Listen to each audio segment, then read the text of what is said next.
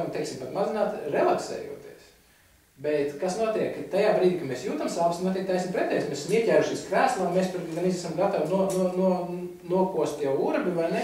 Bet, teiksim, tas, mēs nevaram, ka mēs būtu kaut kādā veidā relaksēti, nekādā veidā mēs to nevaram runāt. Un tas ir tas, ka mēs esam pieķērušies. Tas ir tas kuram ir sāp, un kurš nevēlas, un kurš vēlas, kurš pretojās patiesībā šīm sāpēm.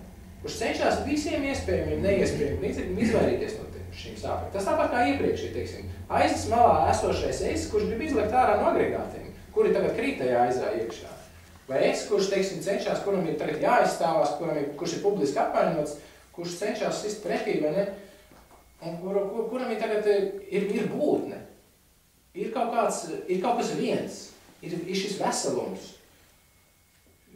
Ļoti spēcīgi jūtams veselums kaut kāds, teiksim, tāds, un tāpēc tas ir tas pārspīlētais es. Un līdz ar to arī, teiksim, tas nāk viss arī pakāpeniski, un no sākuma, protams, tas viss ir, tā labā lieta ir tāda, ka pakāpeniski visas tās, teiksim, mūsu ikdienas pieredzes, viņas kļūst, ja tā varētu teikt, netik konkrētas, netik šausmīgi limitētas, netik šausmīgi, var teikt, kastēs salikts, un līdz ar to arī mēs saprotam, ka pat pamainot, teiksim, šīs lietas marķējumu, mēs pat varam pamainīt viņas funkciju. Ja mēs skatāmies tradicionālais biznesa tipa, teiksim, sauklis, pārvērtīsim savas problēmas par izaicinājumu. Okay, jā, ja es skatos, teiksim, man ir problēma, iepriekš bija problēma, tas ir kaut kas slikts, negatīvs un vispār vākārši uz ezeru. Un te ir izaicinājums. Tas ir vingrinājums faktiski. Ne? Te man pavisam cits kā lieta ir. Un kas tam pamainījies? Principā jau nekas. Situācija tāda pati. Visi pārējie situācijas faktori ir tie paši, bet mans skatījums ir cits. Un mēs tagad es viņu jau būtībā, un priekš manis līdz ar to tagad ir cita situācija.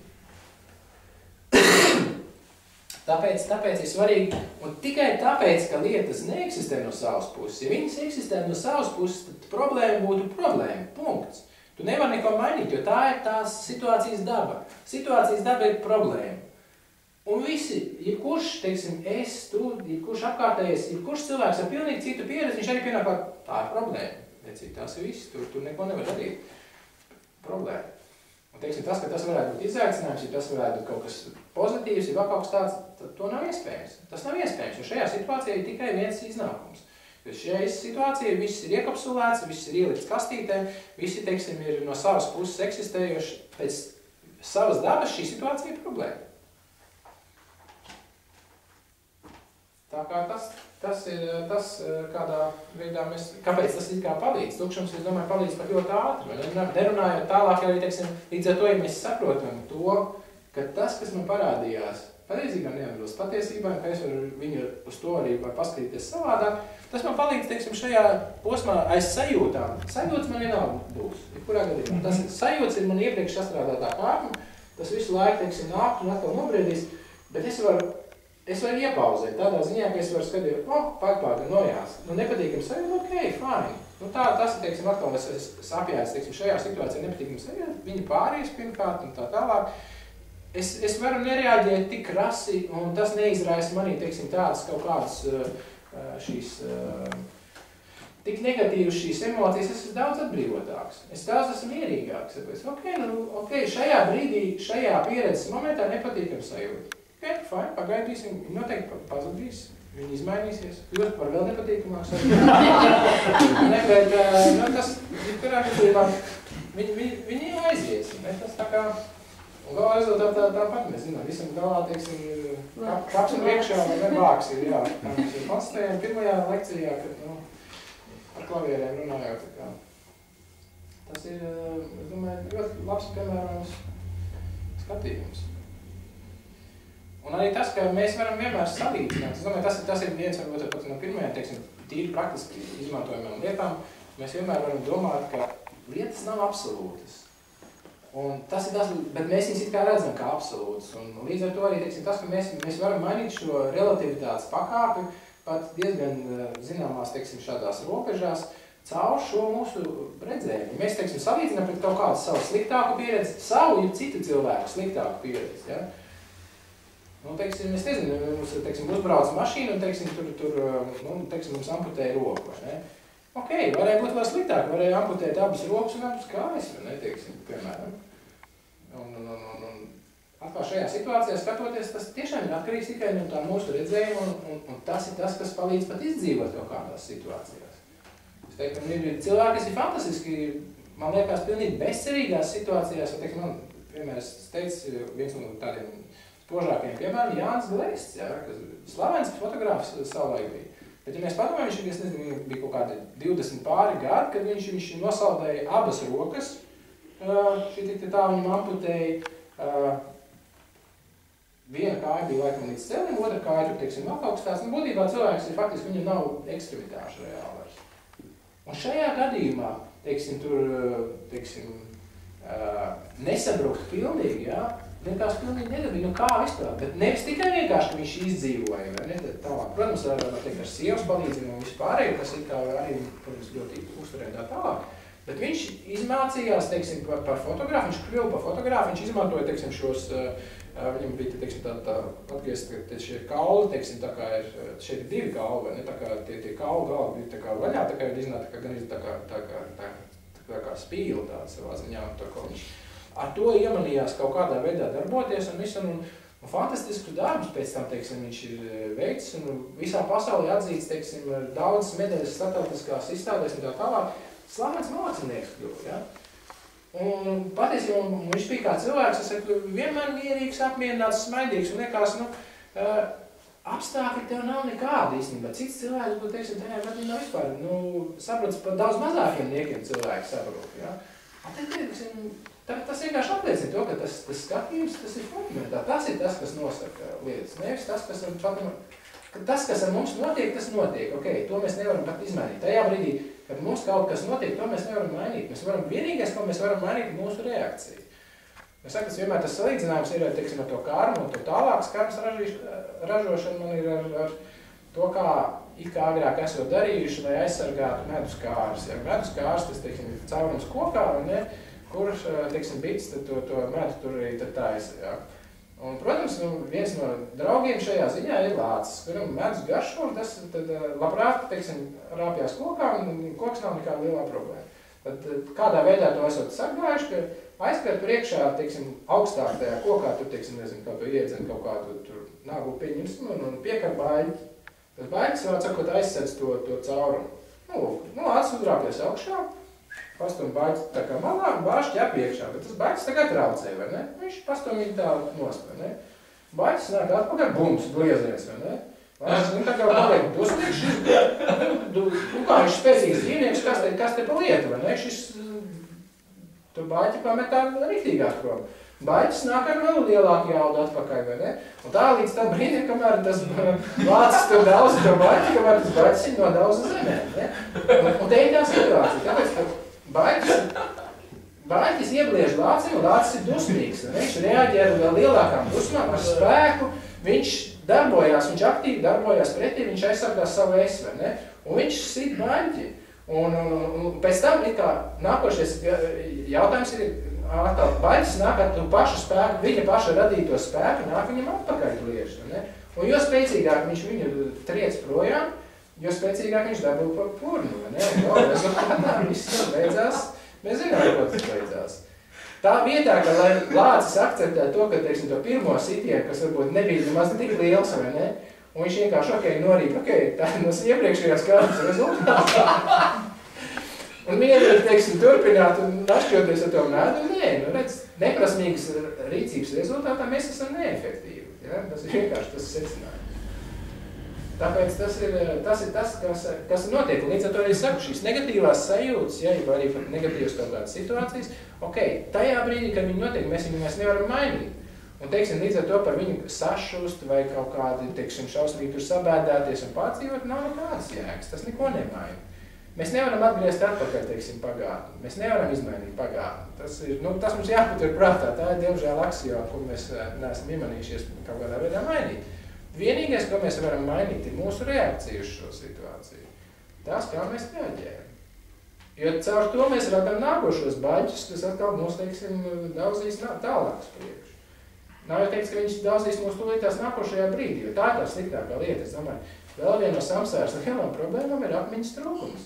Respektīvi, atmiņas trūkums tādā ziņā, ka es saprastu, ka, teiksim, šajā brīdī es iestādīju šito nātri, pēc tam, kad es uzskrienu viņai virsū un sadzeļos, es saku, bļāviens, kurš idiots šito iestādījis? Ja? Tad ir tieši man ceļā, bet pēc tam, kad to es pats esmu izdarījis, kādu laiku atpakaļ, to es esmu jau aizmirsis. Mierīgi dzīvoju, teiksim, tādā nebūtībā. Gluži tāpat kā es nezinu, ja mēs pametam gaisā ķieģeli, vai ne, un sakam, vispār nekādas sekas nemēdz būt. Redz, es pametu ķieģeli, nekas nenotika, ne? Pēc 1 sekundes mums ir blieziens pa galvu, ķieģelis ir uzskrits, kaut kāds ķieģelis no gaisa ir uzskrits mums uz galvas, un es saku, par ko man tas, kāpēc tas tā notiks, kāpēc man ķieģelis sit pa galvu, ne? Es tagad neko neesmu darījis, no sekundi atpakaļ es darīju, tas neskaitās, tas bija sekundi atpakaļ, tam nebija rezultāti nekādi. Es pametu ķieģeli gaisā, nekas nenotika. Man stāst, ka esot kaut kādas sekas, vai ne? Nē, nav nekādas sekas, muļķības, ne? Un šeit vienkārši tā problēma tā, ka mēs pametam gaisā to ķieģeli, paiet, teiksim, nezinu, 50 dzīves, un tas ķieģelis ir tagad mums iebraukt vēl. Ar to, ka mēs viņu pametam gaisā, mēs esam aizmirsuši. Mēs sakām, kāpēc man? Tas ir pilnīgi nepilnīgi. Es neko tādu neesmu darījis. Un tā ir kā var arī būt, jo, teiksim, šajā dzīvē, piemēram, es veicu labus darbiņus, un pēkšņi man kaut kāds slikts rezultāts, kaut kas ar man slikts notiek. Jātājums, kā tā? Par ko? Protams, tas ir atkal mans ierobežotais skatījums. Es nespēju redzēt visu. Es redzu tikai atkal daļu. Es izcircu atkal ārā daļu, piemēram, šo mazo dzīvīti, šo īso periodu, šo 1 nanosekundi, vai ne, un, teiksim, visu lielo sekundi es neredzu, teiksim, to ieģeļu pamešanas gaisā, to momentu es aizmirsu, to es neredzu. Bet tas, ka es aizmirsu, man neatbrīvo no sekām, diemžēl. Arī gravitācija strādā tāpat, kā tas ir būtībā cēloņa seka likums tikai šajā fiziskajā plānā, fizikālajā plānā. Labi, 11.49. Vai kaut kā mums ir jautājumi, dziļas pārdomas par tēmu?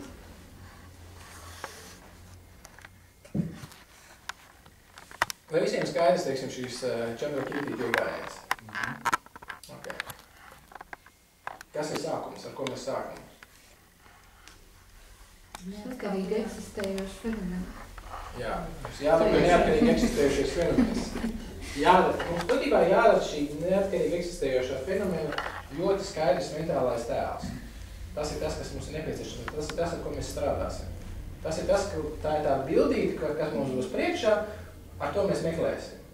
Bildīt ar rokām, vienā rokā, un tad ejam un meklējam, teiksim, tajās sastāvdaļās, vēl kā kur skatāmies, salīdzinām ar bildīti. Ir, nav. Tas ir, teiksim, tas veids, kā mēs to darām. Tāpēc pirmais ir, teiksim, ir arī pareiz šo mentālo bildīti, ar kuru mēs tad saigāsim un meklēsim. Kas ir vēl mums nepieciešams? Pirms tam jābūt skaidrībā. Mērķis? Labi, jā, tas pats, man liekas, pats sākums. Bez tā mums nebūs bezmērķīgi vienkārši apsēsties un, ok, davai, Chandrakirti, ok, why not, vai ne? Kas mums bija vēl vajadzīgs? Piemērot apstākļi. Jā, piemērot apstākļi, lai neviens mums neiedomājās traucēt šajā situācijā, kad mēs meditēsim par tukšumu, galā, tas ir ļoti svarīgi. Vēl kas? Kā tu paliek ar pienu? Tas ir tas, kas mums īstenībā jābūt pirms tam jau skaidri. Ir jābūt pārliecībai par to, es saku, ja piens nav leduskapī, ja piens nav ārpus leduskapī, piena nav. Teiksim, tas ir tas, ja nav daļās, ja nav ārpus daļām, ka tādas lietas nav. Par to mums jābūt pārliecinātiem pirms tām. Ja mums ir kaut kāds būs mazākās šaubas, ja mums liksies, ka mēs esam izmeklējušies it kā visu, bet nē, viņš reku tur vēl, tā kā viņš varētu būt kaut kur tur. Un tas ir tāpēc, ka es viņu nepaskatījos tur, tāpēc viņš varbūt tomēr eksistē. Tā ir tā lieta, ka mēs nepabeigsim šo analīzi ar to vēlamo rezultātu. Mēs nepārliecināsimies par to, ka vienalga, kur mēs meklējam, mēs neatrodam. Tāpēc ir par to piena leduskapī mums ir, un ārpus leduskapī ir jāpatur prātā, ka tas ir tātad trīs šie elementi svarīgākie ir tas, ka pirmais ir tātad noliekšanas objekts. Mums jābūt skaidrībā par bildīti, kas mums ir jāmeklē šī noziedznieka attēlu.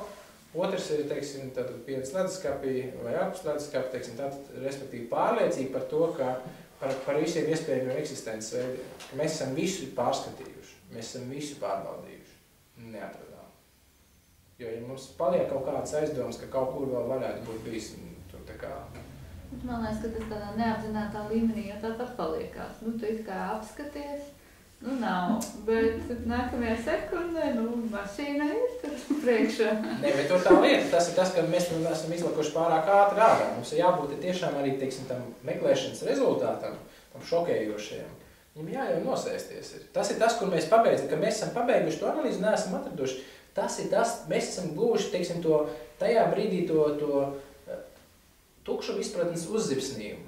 Un mums jācenšas to noturēt. Tagad tā sajūtu, ka tur ir tukšs, ka tur nav tās lietas. Tā ir jānotur. Un tas ir tas, uz ko tad mums būtu jācenšas noturēt un, teiksim, nofiksēt šo savu uzmanību un vienpunktīgi uz tā palikt. Tā ir, teiksim, tā ir tā meditācija par tukšumu. Tas nav nekas cits. Īstenībā šajā brīdī, kad mēs nofiksējamies uz šo neesamības atklājumu, mēs esam atklājuši, ka tādas lietas nav. Nav vienkārši. Neskatoties to, ka tur kaut kas ir radās, nav. Un, teiksim, visu laiku, un tajā brīdī, kad atkal mums šī apziņa paliek, teiksim, šī atziņa par to, ka tās lietas tur nav, ka viņi mums atkal paliek vāji, tad mums ir atkal jāatgriežas atkal sākumā un faktiski atkal jāiziet kaut vai caur tai ķēdītē, loģisko argumentu ķēdītē vēl vienreiz, un atkal jāpārliec, taču nav. Un atkal, teiksim, un jācenšas to nostiprināt. Tas ir tas, kas mums ir nepieciešams, lai mēs iepazīstinātu un nostiprinātu šo savu sajūtu, ka nav. Jo tas nav nekas, sakot, tukšums nav nekas pārdabisks, tas nav nekas mistisks, tas nav nekas, teiksim, kaut kāds transcendentāls. Tas ir pilnīgi, tas ir vienkārši šīs konkrēta viena neeksistēšanas veida neesamība. Viss, punkts. Konkrētas halucinācijas izšķīdināšana, nekas cits. Ok. Man vēl kaut kas mums ir. Pirms mēs dodamies iepazīties ar olām un dakšām.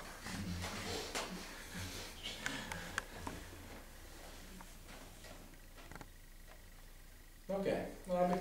Tad šajā brīdī liekam punktu, ir komati jāsaka. Tad turpinam mēs Vienos, jā? Vienos.